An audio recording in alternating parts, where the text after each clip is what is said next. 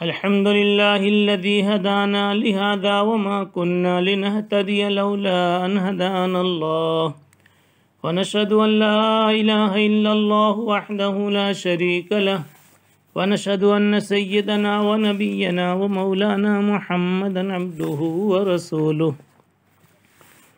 صلى الله تعالى عليه وعلى آله وصحبه وبارك وسلم تسليما كثيرا كثيرا أما بعد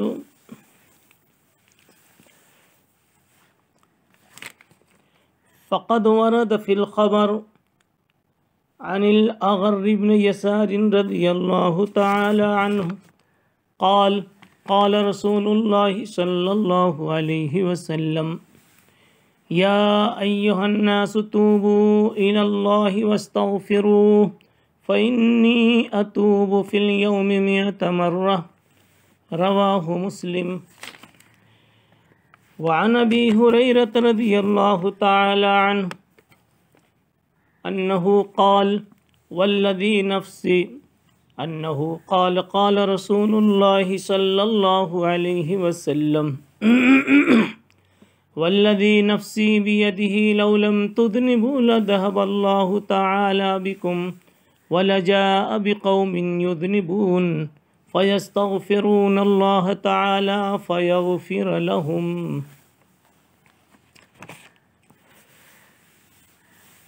محترم بزرگوں، دوستوں،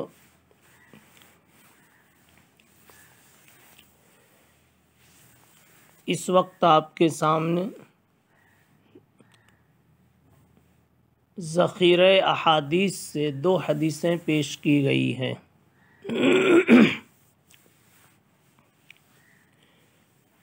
اور ان دونوں حدیثوں کا تعلق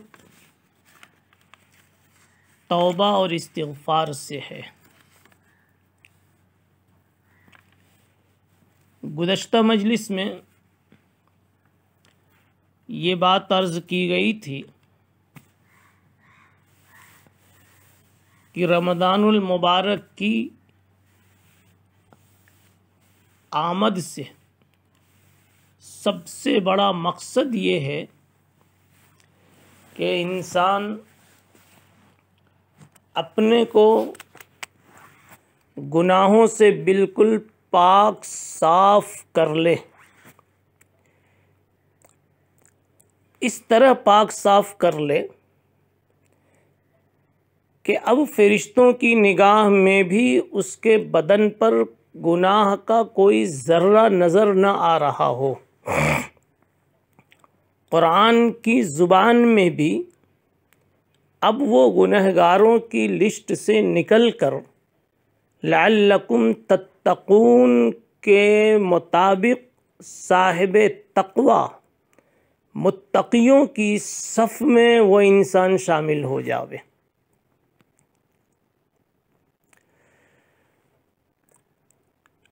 بڑی مناسبت کی بات ہے، عید کا دن ہوتا ہے، شریعت کے اشارے سے ہر انسان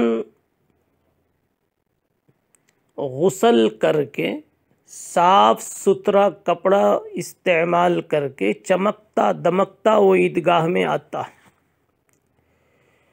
ایک طرف تو اس کے کپڑے بھی چمک رہے ہیں، کپڑے روشن ہیں، بدن صاف ستھرا ہے، نہ کپڑے پر کہیں داغ ہے اور نہ اس کے بدن پر کہیں میل کچیل ہے۔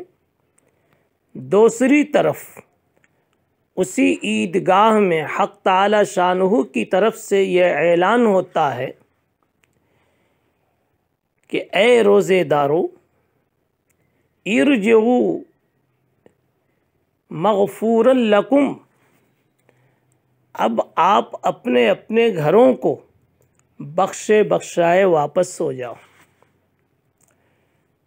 پتہ یہ چلا کہ انسان کے پاس 2 ہی چیز تھی، ایک ظاہر اور ایک باطن۔ رسول اللہ صلی اللہ علیہ وسلم نے پہلے اشارہ دے دیا، آپ اپنا ظاہر بنا کر آؤ، اچھے صاف ستھرے نئے کپڑے پہن کے آؤ، غسل کر کے آؤ۔ اشارہ یہ تھا کہ آج اللہ بھی تم کو صاف ستھرا اور روشن تمہارے باطن کے اعتبار سے کرنا چاہتا ہے۔ اب حاصل یہ نکلا کہ رمضان کا مہینہ دیا ہی گیا ہے صرف اس لیے کہ انسان اپنے گناہوں پر معافی،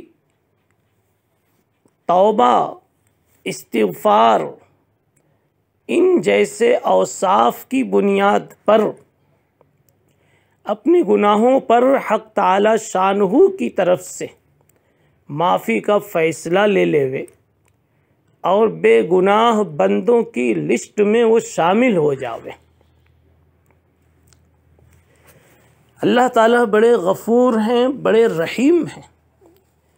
میں نے جو پہلی حدیث پڑھی اس میں جناب رسول اللہ صلی اللہ تعالیٰ علیہ وسلم ارشاد فرماتے ہیں، یا ایھا الناس توبوا الی اللہ واستغفروہ، لوگو اللہ کے سامنے توبہ کر لو، اللہ سے استغفار کر لو۔ پھر آپ نے فرمایا، میں خود دن میں 100 مرتبہ اللہ کے سامنے توبہ کرتا ہوں۔ میرے بھائیو، اس حدیث سے توبے کی کس قدر اہمیت سمجھ میں آتی ہے۔ سرکار دو عالم صلی اللہ تعالیٰ علیہ وسلم کو توبے کی کیا ضرورت تھی؟ آپ نبی تھے، نبیوں کے نبی تھے، نبیوں کے امام تھے، نبیوں کے سردار تھے۔ کوئی گناہ، کوئی خطا آپ کے پاس سے کبھی گزری نہیں، پھر بھی آپ فرماتے ہیں کہ میں اللہ کے سامنے دن میں 100 مرتبہ توبہ کرتا ہوں۔ اصل میں بیچ میں ایک چیز آپ ڈال لیجئے، وہ ہے احساس، فکر اور احساس۔ جتنا تیز اور جتنا شدید کسی کا احساس ہوگا،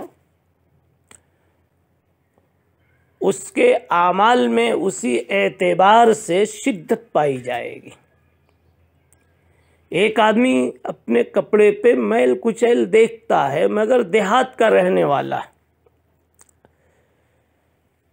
اس کو وہ کپڑا بالکل میلا محسوس نہیں ہوتا، اس لیے کہ اس کے احساس میں اتنے معمولی میل کو میل کہا ہی نہیں جاتا۔ اور اس کے برعکس کسی پاکیزہ شہر کا، پاکیزہ معاشرے کا رہنے والا ہے، ایک معمولی داغ بھی اس کے کپڑے پہ آ جاتا ہے، اڑتے ہوئے گرد والی گلی سے بھی وہ گزر جاتا ہے تو پھر اپنے کپڑے کو جھٹکتا ہے، اپنے چہرے کو وہ پوچھتا ہے اور صاف کرتا ہے۔ یہی حال امت کا ہے اور جناب محمد الرسول اللہ صلی اللہ تعالیٰ علیہ وسلم کا ہے۔ امت بے حس ہو چکی ہے، امت میں سینکڑوں داغ ہیں، امت میں سینکڑوں گناہ پائے جاتے ہیں۔ کون ہے امتی جو یہ کہے کہ مجھ میں کوئی گناہ نہیں؟ ہر گناہ امت کے اندر میں موجود ہے۔ بدگوئی کا گناہ، جو نہیں بولنا وہ بولنا اس کی زندگی میں پایا جا رہا ہے۔ بد نگاہی کا گناہ، جو چیزیں حرام کر دی گئی ہیں وہ ساری چیزیں دیکھنے کا وہ عادی ہو چکا ہے۔ بد کرداری کا گناہ، بد اقدامی کا گناہ، حرام خوری کا گناہ۔ ایک انسان اپنی روزی کے تعلق سے جانتا ہے کہ میری روزی میں کہاں کہاں سے کچرے آ رہے ہیں، میری روزی میں کیا کیا غلط حصہ جمع ہو چکا ہے، میری روزی میں کتنی زکاتیں ابھی تک پڑی ہوئی ہیں، کتنے فطرے نکالنے باقی ہیں، کتنی قربانیوں کے پیسے شامل ہیں۔ کئی لوگوں کے تو حج باقی ہیں، ابھی تک حج انہوں نے نہیں کیا۔ کئی لوگ ایسے ہوں گے جنہوں نے دوسروں کی عزتیں لوگوں کے سامنے کھولی ہوں گی، برباد کی ہوں گی۔ کئی لوگ ایسے ہوں گے جنہوں نے اپنی طاقت کے بل بوتے پر دوسروں کو رلایا ہوگا۔ کیا یہ گناہ نہیں ہے؟ ایسے ہزاروں گناہ۔ ان تمام گناہوں کے اعتبار سے ہمیں کتنا حساس ہونا چاہیے اور اپنے دامن اعمال پر اور اپنے اوراق حیات پر ہمیں کس قدر افسوس کرنا چاہیے اگر ہمیں عام دنوں میں کبھی توبہ کا خیال نہیں ہوا، تو اب تو ہمیں خیال ہو جانا چاہیے کہ رمضان کی برکت سے ہمیں اللہ تعالیٰ سے معافی کروا کر اور توبے کے آنسو بہا کر اپنے دامن کو صاف کر لینا چاہیے۔ اس کے برخلاف دیکھیے جناب محمد الرسول اللہ صلی اللہ تعالیٰ علیہ وسلم کا کوئی گناہ نہیں، لیکن آپ میں حساسیت اتنی زیادہ ہے، آپ کا احساس اتنا تیز ہے کہ آپ اللہ کے ساتھ جو بہت قریبی تعلق رکھتے ہیں اس کے سلسلے میں سوچ کر کہ میرا جب اللہ سے اتنا گہرا اور اتنا قریب کا تعلق ہے تو میری عبادت بھی اسی شان کی ہونی چاہیے، مگر آپ نے اس احساس کو زندہ کر کے اور اپنی عبادتوں میں، اپنے معاملات میں حق تعالیٰ کے ساتھ اپنی مناجات میں آپ جو اور اونچی اڑان، اونچے مقام کو پسند کرتے تھے، اگر کبھی وہ نظر نہیں آیا تو پھر آپ اللہ کے باقی بارگاہ میں توبہ کرتے تھے، اللہ سے معافی مانگتے تھے۔ مزید جتنی آپ کو توفیق تھی اس سے مزید کی آپ توفیق مانگتے تھے، اور جب تک وہ مزید کی توفیق نصیب نہیں ہے، جب تک آپ اللہ کے سامنے اپنی ایک تقصیر اور اپنی ایک کمی محسوس کرتے تھے، اس لیے اللہ تعالیٰ کے سامنے آپ توبہ کرتے تھے۔ حاصل یہ ہے کہ جناب رسول اللہ صلی اللہ علیہ وسلم کو توبے کی ضرورت نہیں تھی، پھر بھی حضور پاک علیہ الصلاۃ والسلام فرماتے میں دن میں 100 مرتبہ توبہ کرتا ہوں۔ اور نبی پاک صلی اللہ علیہ وسلم کے توبہ و استغفار کی ایک اور علت ہو سکتی ہے کہ اگرچہ نبی کا کوئی گناہ نہیں، نبی سے کوئی خطا نہیں اور یقیناً نہیں، لیکن پھر بھی آپ توبہ اور استغفار کرتے تھے۔ اصل میں بندوں کی طرف سے توبہ اور استغفار کے جب جملے آتے ہیں اور بندوں کی طرف سے جب معافی مانگنے کے جملے آتے ہیں تو حق تعالی شانہ کو بڑے پیارے لگتے ہیں۔ دوسری حدیث جو میں نے پڑھی اس میں اسی کی طرف اشارہ ہے۔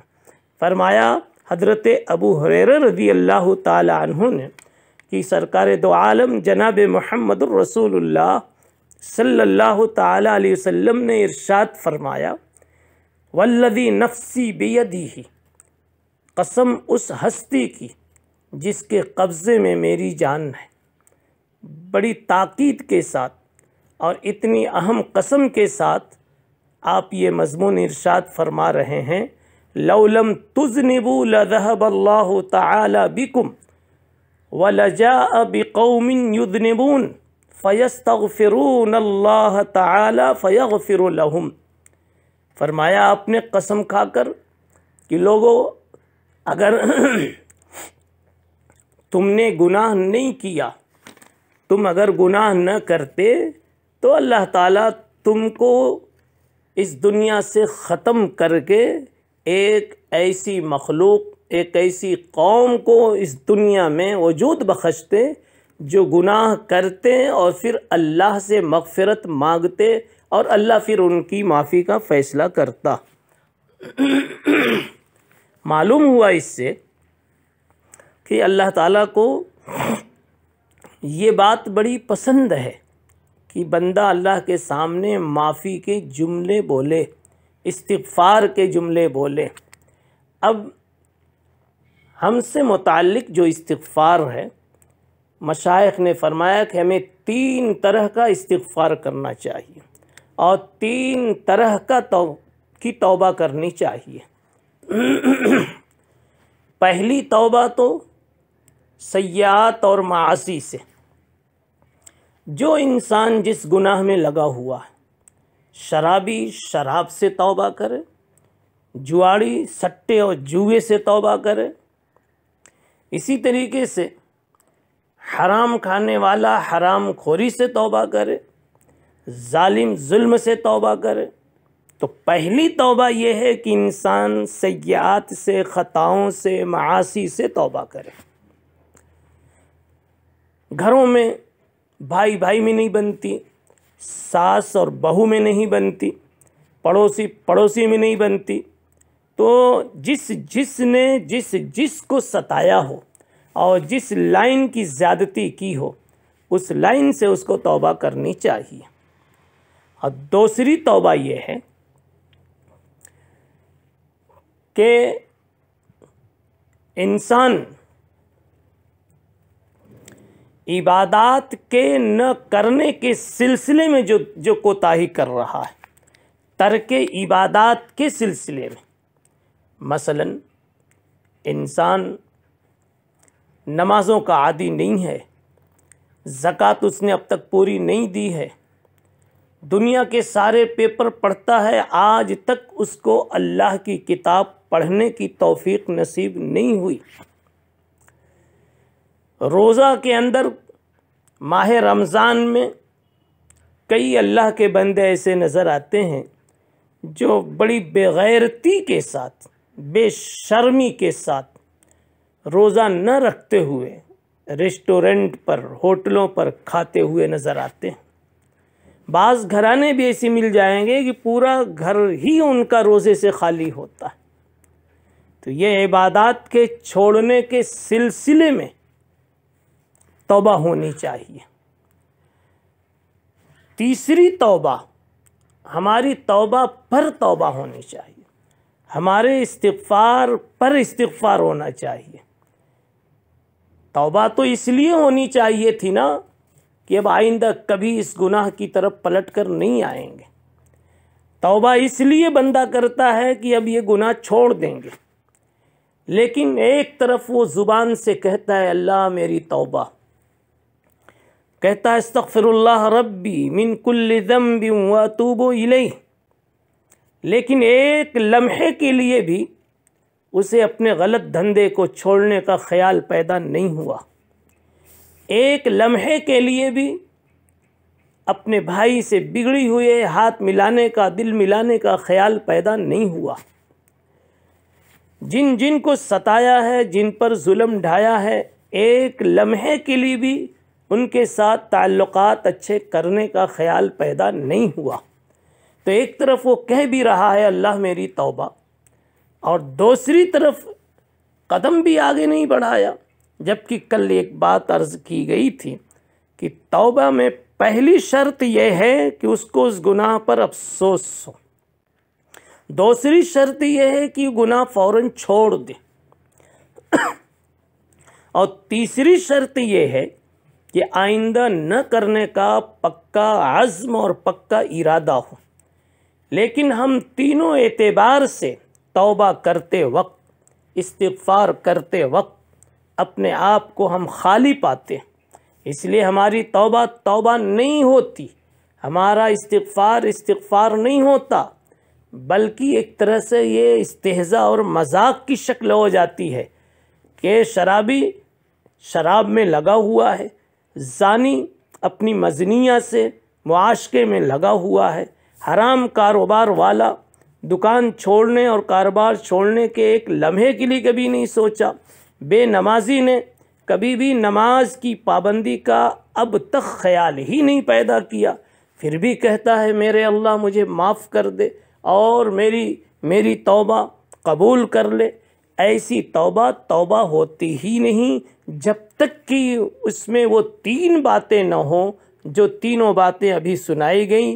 سب سے پہلی بات یہ کہ اس گناہ پر پچھتاوا ہو، دوسری بات یہ کہ اس گناہ کو فوراً چھوڑ دے، اور تیسری بات یہ کہ آئندہ نہ کرنے کا پکا اس کو عہد اور ارادہ ہو۔ اگر ان سب کے بغیر وہ توبہ کرتا ہے تو یہ توبہ ہی نہیں ہوتی، گویا حق تعالی شانہ سے ایک طرح کا وہ مذاق کر رہا ہے۔ اس لیے مشائخ نے فرمایا ایسی توبہ کے بعد بھی پھر اس غلطی پر توبہ کرنا چاہیے کہ ایسی کچی توبہ کیوں کی۔ یہ ہے استغفار بر استغفار، توبہ بر توبہ۔ لیکن میں آخر میں عرض کروں گا کہ اگر اصلی توبہ نصیب نہیں ہوتی تو کم از کم جیسے کچھ بھی آپ کو رب کے سامنے، اللہ کے سامنے ہاتھ اٹھانے کی اور اللہ سے کچھ کہنے اور بولنے کی اور اللہ کو اپنی بات سنانے کی توفیق ہوتی ہے تو اس سے آپ کو پیچھے نہیں رہنا چاہیے۔ آپ حق تعالی شانہ کو اپنا سمجھ کر کے، معاف کرنے والا سمجھ کر کے آپ اللہ کے سامنے ہاتھ اٹھائیں اور یہ بھی کہیں بلکہ اس میں کہ یا اللہ میں جانتا ہوں میری یہ توبہ اصلی توبہ نہیں ہو پا رہی ہے، مگر مولا نقلی توبہ لے کے آیا ہوں، ایک نقلی اور جعلی توبہ لے کر کے آیا ہوں۔ میں نے بھی توبہ کرنے والوں کے الفاظ سن کر انہی کو دہرا دیے ہیں۔ اے اللہ، جیسے تو اصلی توبہ والوں کو عطا فرماتا ہے، مجھ جیسے نقلی توبہ والوں کو بھی محروم نہ فرما۔ اس طرح کرنے سے کبھی کبھی حق تعالی شانہ کی رحمت متوجہ ہو جاتی ہے۔ یوں آپ نے سنا ہوگا ایک مرتبہ ایک بت کا پجاری جو ہمیشہ یا صنم کے ذریعے سے بتوں کو پکارا کرتا تھا، ایک مرتبہ اس کی زبان سے غلطی سے نکل گیا یا سمد نکل گیا، اوپر سے اس کے کان میں آواز آتی ہے لبیک یا عبدی، میرے بندے آج تو نے مجھے پکار دیا، لبیک یا عبدی، میرے بندے آج تو نے مجھے پکارا، کیا بات ہے۔ اللہ تعالی شانہ کی طرف سے ایک آواز اس کے کان میں ڈالی گئی، سنوائی گئی۔ اس واقعے سے یہ پتہ چلتا ہے کہ جب تک اصلی توبہ نصیب نہیں ہے، اصلی استغفار نصیب نہیں ہے، بالکل نہ چھوڑ دیا جاوے بلکہ وہ کرتے رہیں۔ کہا جاتا ہے کہ گھی والی روٹی نصیب نہیں ہوتی تو سوکھی روٹی سے ہی مگر پیٹ بھر لیا جاوے، ایسے ہی اصلی توبہ کی کوشش تو کی جاوے، رونے والی، ندامت والی، گناہوں کے چھوڑنے والی اور آئندہ نہ کرنے کے پکے وعدے والی توبہ کی کوشش تو کی جاوے۔ لیکن اگر وہ چیز نصیب نہیں ہوتی تو کم از کم اتنا ہی بہت ہے کہ ہاتھ اٹھا کر بیٹھ جائیں اور سنے سنائے الفاظ اور پڑھے پڑھائے الفاظ، اللہم انی استغفرک و اتوب الیک، یا اللہ میری بھی توبہ قبول کر لے، یا اللہ میرا بھی استغفار سن لے، یہ بولتے رہیں۔ امید یہ ہے کہ حق تعالی شانہ کی رحمت کسی وقت متوجہ ہوگی اور حقیقی توبہ بھی نصیب ہوگی۔ حق تعالی شانہ ہم سب کو تائبین مستغفرین میں شامل فرمائے۔ وآخر دعوانا ان الحمد للہ رب العالمین۔